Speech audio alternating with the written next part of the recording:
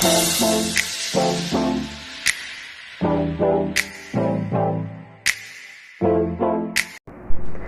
guys! Magandang araw sa ating lahat. Again and again and again. Ayan.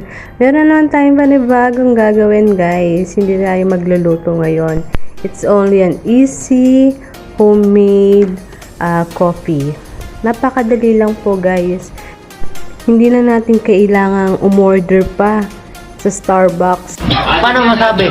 Kung kaya naman natin gawin sa ating bahay guys. Ayan. Napakadali, tuturo ko po sa inyo ang isang mabilisang tutorial na naman. Sobrang easy lang. Kung meron lang po kayong mga gamit sa bahay na magagamit nyo sa paggawa nito ay talagang masasabi nyo very makakatipid kayo talaga.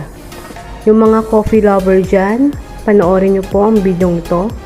Yan po, salamat po. Ang kailangan lang natin guys, kape, asukal, at tubig. Tatlong klase lang po. Guys, kahit anong brand po ng coffee ay pwede natin gamitin. Ayan guys, mag-start na tayo. Kailangan natin ng isang lalagyan kung saan doon natin i-mix lahat ng mixer para po mapadali ang ating paggawa ng coffee. At iyan po ang mga ingredients, kape, asukal, at tubig. Guys, sobrang dali lang. Hindi kayo magsisisi.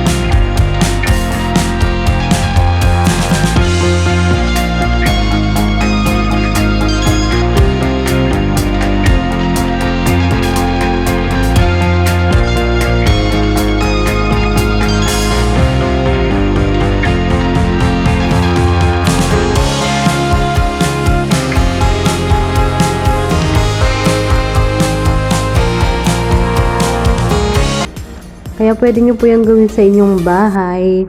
Pwede rin nyo po yung pagkakitaan kung gusto nyo po ng business. Yan, yung mga mahilig A few moments later. Ayan guys, tapos na tayo. Maglagay na tayo ng gatas sa baso. Yan. Kalahati lang ng baso. Usog ko muna. Ayan. Tapos po, lalagay ko na yung ginawa nating coffee. Yan, ang sarap, diba guys? Parang nag-order na tayo sa Starbucks. Hindi totoo yan. Bola lang yan. Meron na tayong coffee. Yan, diba? Para siyang sobrang creamy. Ay, mimix mo sa gatas. Sobrang sarap guys. Tikman nyo. Try nyo po sa bahay. Hindi kayo magsisisi. O, diba? Ang ganda.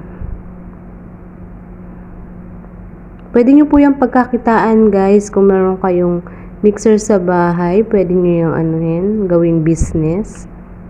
Fresh milk. Kung gusto nyo ng milk na mainit, pwede din. Pwedeng malamig. Nasa sa inyo na po kung anong gusto nyong i-combine dyan sa ating coffee. Yan guys, perfect, 'di ba? Dahil malamig na po ngayon, kailangan na nating magkape-kape.